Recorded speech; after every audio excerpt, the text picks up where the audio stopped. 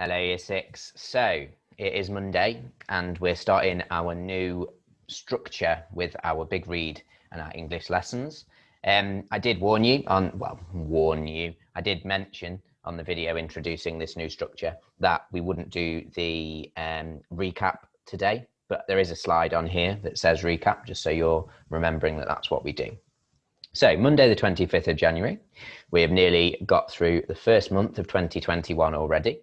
And we are going to start our big read and its new format. So let's have a look. Now, if you remember the video from Friday where I talked through the new format, it's going to always start with a starter activity. The idea of this starter activity is that it's something to get your mind onto the topic, nice and easily accessible for everybody, and a nice quick activity. And it's a really simple one to start today. All I'd like you to do, I'd like you to have this copy of, this page of the text in your copy. So page number 1 of chapter 6, just the first page. And all I'd like you to do is write down the 4 words that I've covered up.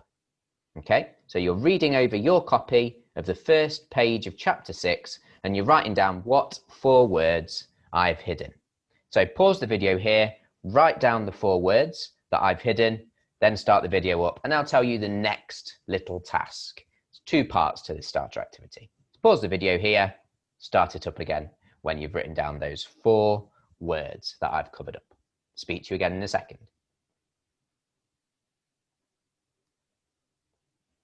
Okay, so 4 words. You should have now got 4 words written down, and those 4 words were tossing, pulling, heading, and snoring. So tossing, pulling, heading, and snoring. They should be the words. With those 4 words, what I'd like you now to do is think of a category, one category, that all 4 of those words would fit into. A little bit like we did in one of the tasks of either last week, may have been the week before. I've lost track if I'm honest with you, but you're putting them into a category. So for example, and this category would be wrong, just warning you. For example, you could say all 4 are adjectives. All 4 start with an F. Both of those are obviously wrong, but you're thinking of one category that all 4 of those words would fit into. When you've done that, you can start the video again and I'll tell you what category I put those 4 words into. Pause the video, think of a category that they all fit into.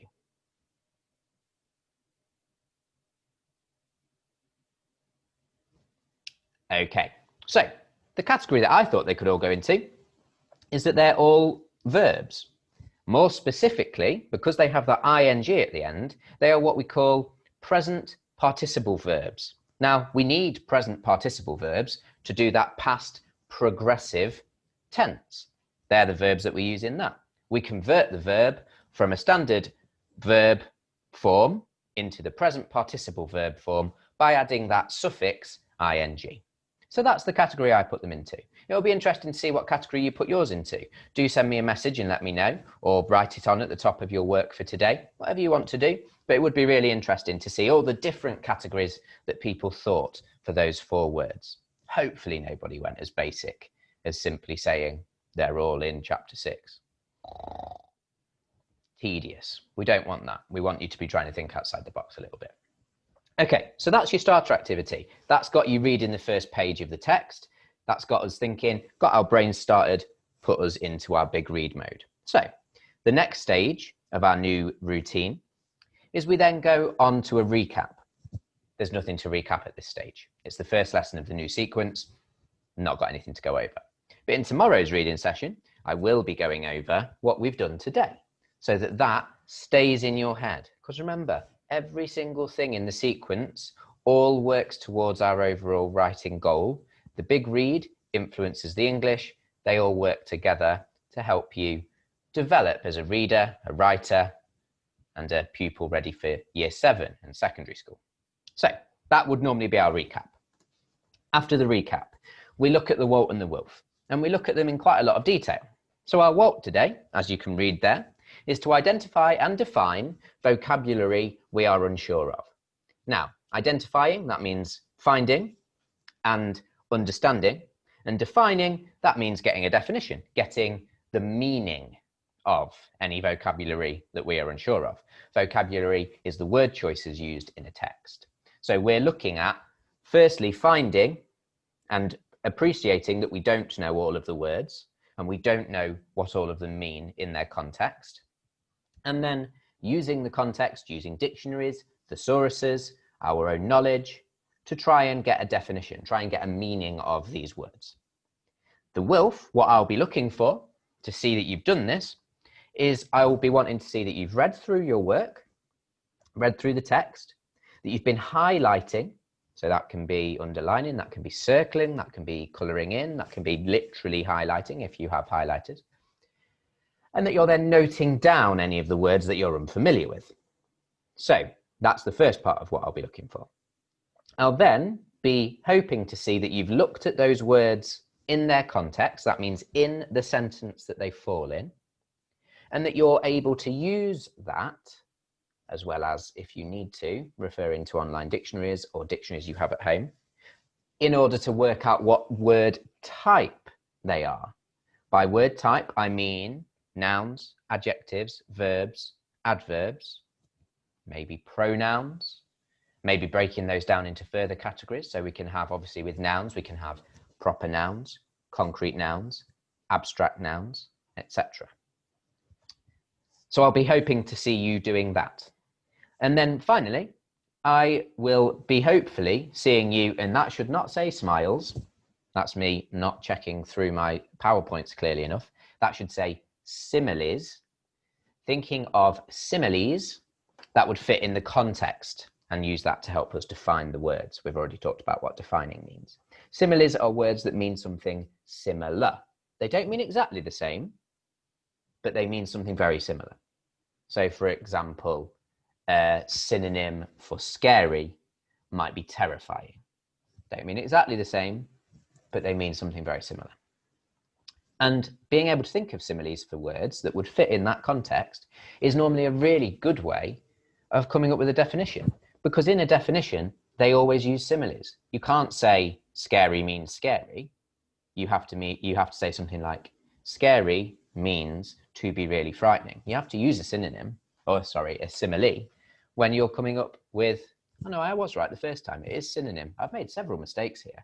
See, even as teachers make mistakes, and when we read back, we realize them and we correct them. So it should say, think of synonyms that would fit. A simile, of course, is when you say the weather was like, or such and such, was as though.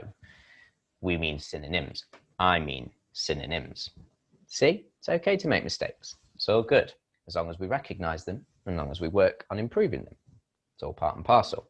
I'd love to say I did it on purpose. In fact, I'm going to say I did it on purpose, but you're not going to believe me, so it's fine. So think of synonyms that would fit in the contexts and define. Let's look at that then. So the first task I'd like you to do, I'd like you to read through the first 3 pages of chapter 6. As you're reading through, I want you to be highlighting, underlining, circling, whatever you want to do, any words you are unfamiliar with.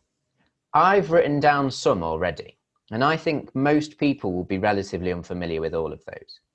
Whenever we do this, there are people who say to me, oh, I knew those, Mr. Hall. I'm fine. I've got that covered. It's all good. That's just not the case.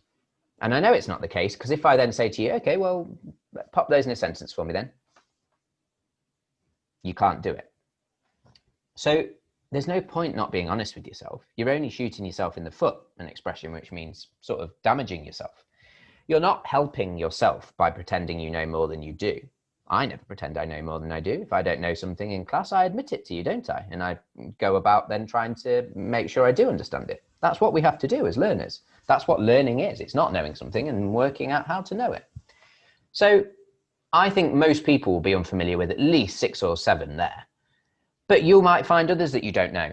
You might know 1 or 2 of those, in which case you don't need to include them in your table when you do this. But as you do this first task, and as you're writing these down, having highlighted them, I want you to think about what synonym you could have, like when I was doing synonyms and I said scared, synonym, frightening. I've got it right here, by the way. We've noticed that I clearly was a bit more awake for this slide. I put synonym, not simile. God knows what I was thinking when I wrote the Walt and the Wilf. So you'll do exactly the same. You'll look at lousy, you'll look at it in its context. You'll think if you can work out already from the context in that sentence, can I already work out a synonym for lousy? Is there a word that would fit in this sentence? And from that, you can try and work out the meaning. Try and do that first. Don't just jump straight to using a dictionary. Using our own brain is more important, because that is the one thing we can guarantee we are always going to have with us at all times. In whatever test, whatever essay, whatever assignment, whatever lesson, we've got our brain with us. Haven't always got a dictionary. Haven't always got our mobile phone, even though we feel like we always have. So try and use your brain first. When you've done that, write in the meaning. You can then use a dictionary to check, because self-assessment, self-checking is brilliant. You need that for secondary school. So that's your first job. Complete a table that looks like this. If you're not sure which words you're unsure of, use the ones I've put in, that's fine. If you have others, put them in too. It can be your own thing, bit of independence. That's what we're all about in year 6. So you're going to complete that table. I'd like you to do that before you watch the rest of this video. So I'd like you to pause now. I'd like you to read over the first 3 pages of chapter 6, and I'd like you to create a table in your books that looks just like that. Word, synonym, meaning. When you've done that, you can then come back, start this video again, and they've got another little task for you after you've done that. But this is the main one. This is where we're really starting to unpick that vocabulary. The only one I've done a synonym for you is patchwork, because patchwork's an unusual word. It's not the easiest one sometimes to define. So I've put a synonym in there for you already. The rest of them, though, I've left to you. So that's your first task, please. Pause the video here. Go and have a go at that task, reading the first 3 pages, and it is only the first 3. Please don't read, I mean, you're welcome to read the rest, but don't use the rest yet. We're only using the first 3 pages. If you're someone who often forgets the instructions, say it out loud to yourself, then you'll remember. First 3 pages, filling in a table, creating a table that looks like this, and filling it in. Come back when you've done that, and I'll speak to you in a moment.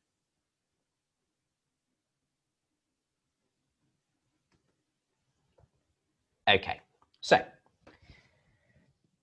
I did say that part of our routine was going to be starter, recap, go over the Walt and Wilf, talk about the learning, and then model it.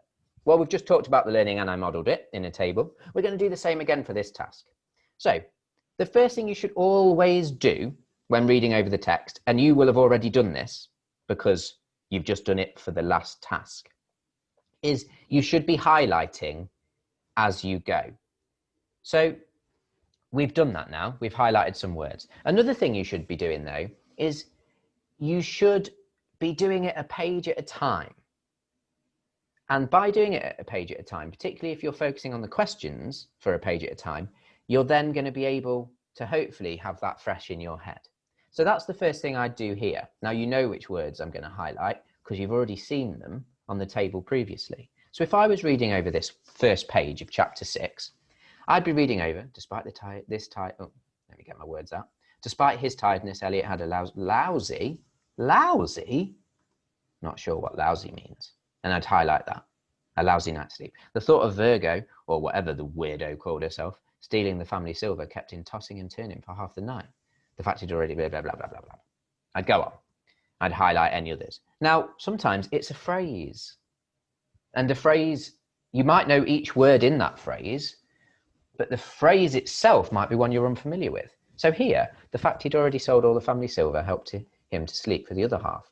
But the new day had barely broken. Now, I know what barely means. It means not much. I know what broken means. It means something that's damaged. But how can a day be hardly damaged? That makes no sense to me. So I've highlighted that. That might be something I need to look up. Might be something I need to do some research on. And remember, on our Thursday, that's where we read around a topic. That's where we read around a text. Sometimes we have to research. Us teachers have to do it. And you as students, particularly when you go to secondary school, you will need to do that. So they're the 2 I've highlighted. That's what you should be doing as you're going through. You already have. If you've done the first task right, you will have already done that. So, oh, and I've got patchwork there, as you knew I would have. Looking at the tasks then. Now remember, I did say that what you're going to be doing in this new structure is there's going to be 3 different levels of challenge. Now, that is question number 1 for any of you. You just need to decide whether you want the green, the orange, or the red challenge. I've explained to you what the different levels of difficulty are, so you know that from the last video. Green is the easiest, orange is middling, red is the hardest. Access the one that you think you can get the most from. You want to be challenged enough that it's not easy, but you don't want to be challenged so much that you can't access it at all. You want to be able to answer, but you want to be made to think before you're able to answer. If it's just bam, know it straight away, easy, it's too easy. If you spend 10 minutes trying to answer one question and you're just confused, you get a headache, you want to cry, you want to bang your head against a wall, you want to throw the laptop at the window. I mean, don't do any of those things, but that means it's too hard. And go down to the one below that. So your first question that I'd like all of you to have a go at, pause the video and have a go in a moment. I'll then go over what answers I'd be expecting, because that was another thing we said we'd do on this new system, going over clear expectations. So I'm going to show you exactly how I would like to see these answers done. But you've got 3 questions to start us off. The answers are all to be found on this page. So the green question, what word used in the first paragraph describes how Elliot slept that night? So I'm telling you exactly where to find it as well, which paragraph. That's why it's the green challenge.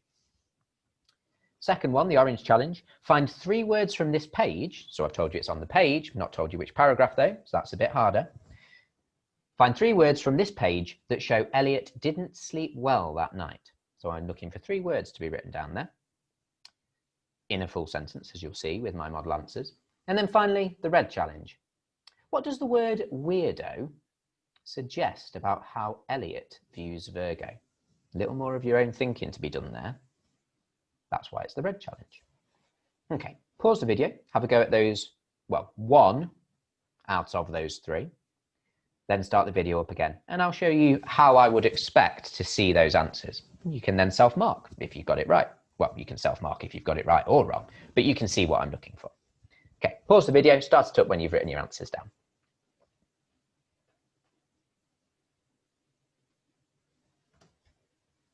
Okay, so it was the green challenge we're going to look at first.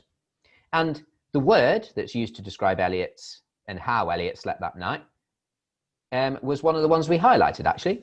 So we find it in here, we find where it talks about Elliot's night, and we find the adjective that describes it. If it's describing, it's got to be an adjective. So we just find the word night as we skim and scan.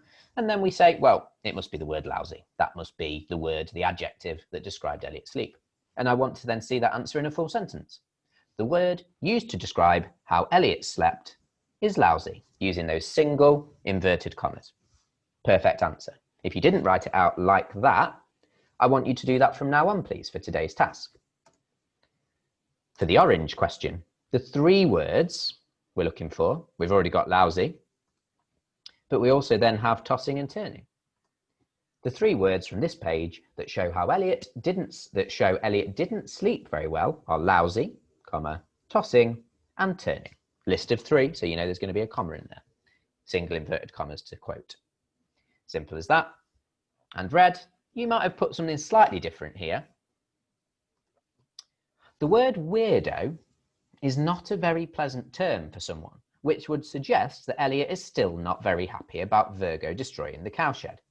It also strongly suggests that Elliot has noticed that Virgo is behaving very strangely.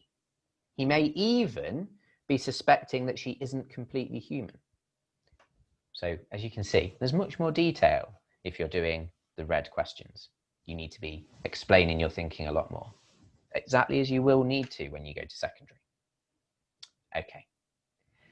I've not got lots more I need to sort of verbally and aurally say to you out loud, because from now, you're just finishing off those questions. You'll see more questions coming up on each slide. You follow that exact same routine, please. Choose green, orange, or red. Answer the question, move on to the next page. Each time I show you which page the question's answers can be found on, and then you just pause the video on the question, answer in the full sentences that we've just modelled. When you've done that, send them in to me, and I can tell you how you did, and I can give you some feedback. Hopefully, what I'll be seeing is much more consistency amongst all of you, getting answers exactly as we want to be seeing them, and everybody being able to now access this with much more confidence than some of you were before.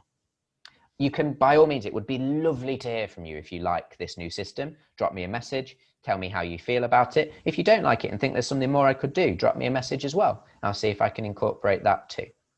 But that's everything from me in terms of speaking out loud virtually.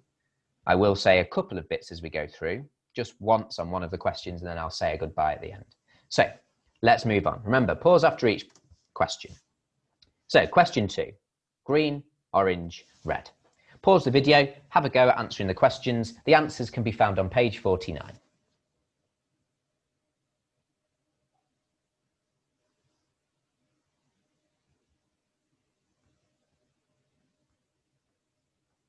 Same again for question 3. The only thing to add for question 3 is that for the green question, the answer can be found in that section there. That's the only thing I'm adding to make the green question a little bit more accessible. When you've done that, start the video up again.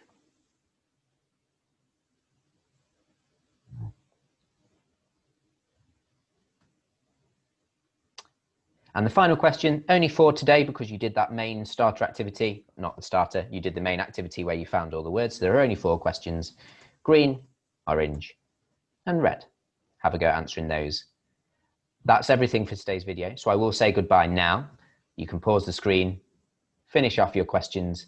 When you've done that, send the answers in to me. You've seen how I'd like them written down, so hopefully that's how you've done them. And I'll be back with your English video. Well, I say in a bit, I'll be back with your English video whenever you play the English video. So I'll speak to you then. But for now, that's everything. So good